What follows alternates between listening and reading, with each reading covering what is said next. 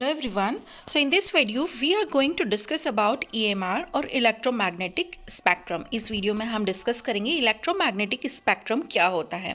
So electromagnetic radiation is a form of energy.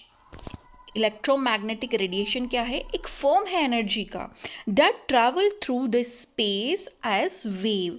Space में से ये वेव्स मान लीजिए निकल रही हैं और ये ट्रैवल कर रही हैं in the form of waves. Okay, ये रेडिएशन कहाँ से आ रहे हैं? स्पेस में से आ रहे हैं and it is a form of energy. किस फॉर्म में आ रहे हैं? रेडिएशन क्या है? एनर्जी है.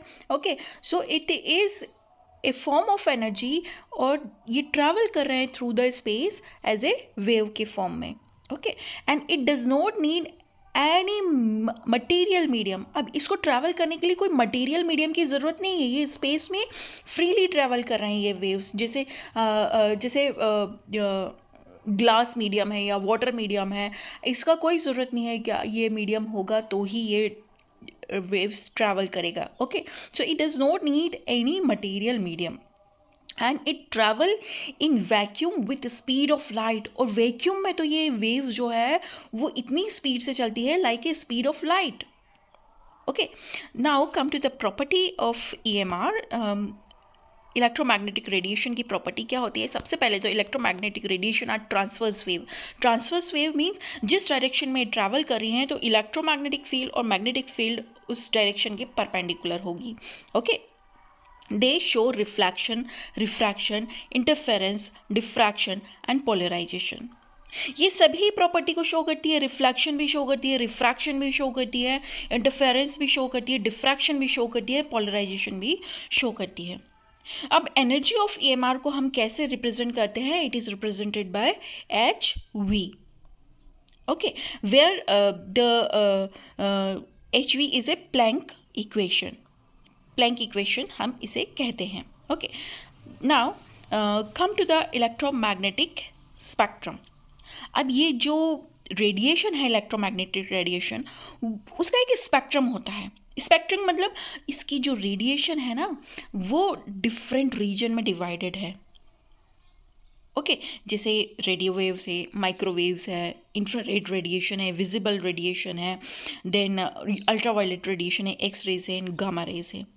तो ये जो इलेक्ट्रोमैग्नेटिक रेडिएशन का जो बैंड है ना वो डिफरेंट बैंड्स में डिवाइडेड है. Okay, so EMR are arrange in order of increasing frequency. और ये जो इलेक्ट्रोमैग्नेटिक स्पेक्ट्रम में जो रेडिएशन है ना वो इंक्रीजिंग फ्रिक्वेंसी के अकॉर्डिंग प्रेजेंट है. एंड जैसे जैसे फ्रिक्वेंसी इंक्रीज होगी इस बैंड में वैसे वैसे वेवलेंथ हर रेडिएशन की डिक्रीज होगी.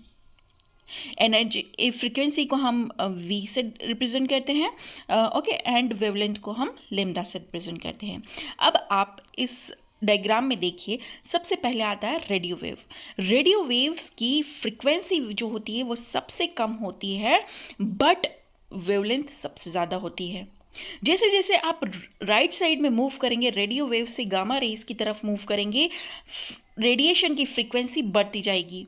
ओके, सबसे कम फ्रिक्वेंसी रेडियो वेव्स की है, देन माइक्रोवेव्स की है, IR की ज़्यादा है, विजिबल लाइट की IR से ज़्यादा है, अल्ट्रावायलेट की उससे ज़्यादा है, एंड अल्ट्रावायलेट से ज़्यादा एक्सरे की है, एंड देन सबसे ज़्यादा फ्रिक्वेंसी किसकी है? गामा रेज की है. वहीं हम राइट से लेफ्ट आते हैं तो सबसे कम वेवलेंथ जो है वो गामा रेज की है, देन एक्स रेज की है, अल्ट्रावायलेट रेज की कम है, देन अल्ट्रावायलेट से कम विजिबल लाइट की है, विजिबल लाइट से कम इंफ्रारेड लाइट की है, एंड देन माइक्रोवेव्स की, और सबसे कम वेवलेंथ रेडियो वेव्स की है. सॉरी, सबसे ज़्यादा वेवलेंथ रेडियो वेव्स की है. ओके, तो now come to the different type of different type of radiations, their wavelength, frequency, energy and uses. तो सबसे पहले रेडियो वेव्स, इनका जो वेवलेंथ होता है मोर देन 1 मीटर होता है. माइक्रोवेव का 1 mm to 1 मीटर होता है. इंफ्रारेड का 700 नैनोमीटर से 1 mm होता है एंड विजिबल रेडिएशन का 400 नैनोमीटर से 400 नैनोमीटर से 700 नैनोमीटर होता है एंड अल्ट्रा वायलेट रेडिएशन का 10 nm से 400 नैनोमीटर होता है एंड एक्सरे का 0.01 नैनोमीटर से 10 नैनोमीटर होता है और गामा रेस का जो होता है वो लेस देन 0.01 नैनोमीटर होता है. Okay, so frequency of different radiation is something like that. ये आप चार्ट से नोट डाउन कर लीजिए. अब बात करते हैं यूजेस. रेडियो वेव का यूजेस कहाँ होता है? रेडियो में, टीवी ब्रॉडकास्टिंग में.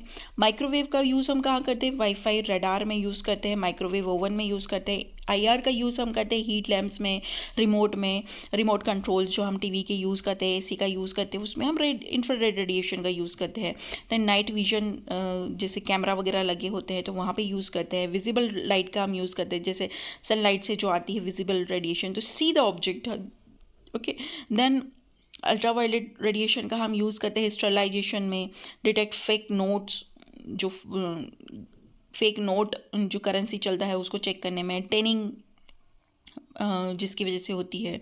ओके, एक्सरे का यूज़ होता है मेडिकल इमेजेस को क्रिएट करने में. कोई भी एग्जामिनेशन आप करने जा रहे हैं बॉडी का, उसमें एक्सरे का यूज़ होता है. गामा रेस का यूज़ होता है कैंसर के ट्रीटमेंट में एंड स्टेरिलाइजेशन में.